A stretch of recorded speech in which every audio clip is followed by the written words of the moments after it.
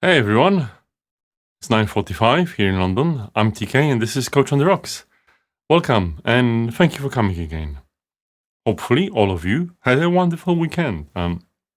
It's the summer in the Northern Hemisphere and a typical British summer here in Britain, so that's an interesting one.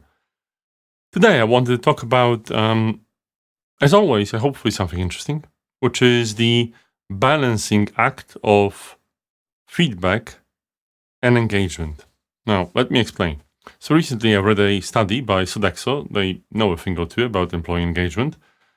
And what they said is one of the most important factor that can contribute to employee disengagement is when employees don't feel valued. Now, whether you're a leader or a member of a people team, I guess probably it's something that's not necessarily new to you. If someone just, even as a human being, if you don't feel valued at work as an employee, it's hard. As a business owner, when I don't feel valued, I have a choice to make, either to push on or just find a job at McDonald's. But there we are.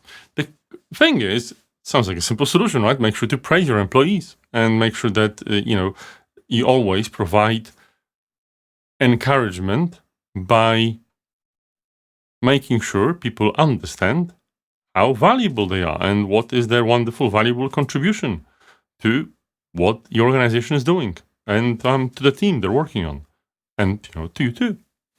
But the thing is, from time to time, and I've talked about it a lot, you will have situations where you will see behaviors which you are not willing to accept. I don't mean anything serious. It's just, you want to give employees some, or people that are looking up to you, some corrective negative feedback. Right? Saying, okay, well, this thing is not necessarily how we do things around here, or when you did this happened, all kinds of models. I've talked about it before, and I will talk about it again, but there is a bit of a challenge here. Same way I have some drilling in my Sky office. Hopefully you're not hearing it much. But if people are disengaging because they don't feel valued and you want to give them some corrective feedback, some negative feedback, well, when you're saying that you don't like something that the employee has done, you're not necessarily valuing them. In fact, you're doing the opposite. So what can happen is you can reinforce the lack of appreciation, and you can fall into what I would call a vicious cycle, a spiral of doom.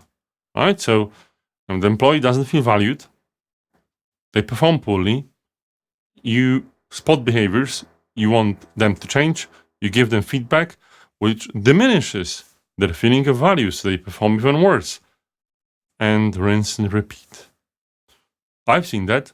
You might have seen that. If you're working in a people team, I'm sure you've seen that with managers coming to you complaining about employees and asking for what's the process of letting them go.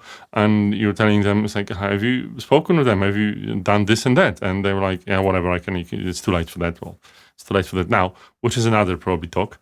But yeah, how can you avoid that? Because it's like the opposite of what you want, right? Letting people go is not the outcome many people are looking for. It's traumatic, it's costly, you need to find the next person, your team will suffer, you will not be able to easily, it will be harder for you to achieve your goals because, there's one less person and all that, right? It's not great. Sometimes it can't be avoided, but oftentimes it can. So how do you make sure you're not falling into this cycle? Many would say that you probably should use a sandwich method, which is like praise, ask for correction, praise again. I mean, maybe it was good in the 90s. I don't think anyone is willing to, be enamored by that or accept that at all. What I do in situations like that is I really, really, really offer strong praise. Right? And I'm being honest with the employees. So, for instance, I have a team member which is not great with punctuality. All right. So, it's hard for them. I understand. But on the other hand, it's a problem for everyone else in the team if they're waiting around for this person, especially like we have morning meetings and everyone's eager to get into it. And the person is like 5 minutes late. And it's like, oh man, it's just so much waste. So what I am doing is in a situation like this, every time I can see the person is making an effort, and they do. They're late much less often. I really acknowledge that. I say, thank you for being on time. You're even earlier than me. Wow. All this week, I have seen you making the effort to be on time. I know it's not always easy for you, but I can see you really making the effort. I acknowledge and value that. I acknowledge the fact that you are changing. And I'm not doing a bad. Later on, there might be some behaviors which I don't like, but I keep it separate. Right? When a positive action happens, it's like I'm sure, and I do value these wonderful people for more than just being on time, but it's just an example. When something happens, which I do like, I immediately say, I really like what's happening here. I really value that. This initiative is something I'm really happy about, and I think this helps our organization, the team, and so on, right? I'm being really forthright, whether the feedback is negative or positive. In fact, I'm being more forthright with positive feedback. With negative, I want to use a more appropriate structure. I think that helps. I wouldn't necessarily lump the two. That's a big problem. I would really make sure to be aware, to be able to spot, to have the perception, and really being there, observe positive behaviors from these particular people. Because absolutely, if you apply corrective feedback, chances are, if you're worth your salt and you've actually hired the right people or building your team correctly, your people will actually apply some of it. Acknowledge it. Please do. Don't take it for granted. Sometimes what you're asking is hard for them. In fact, oftentimes it might be. They will feel really valued to see, hey, he noticed the change.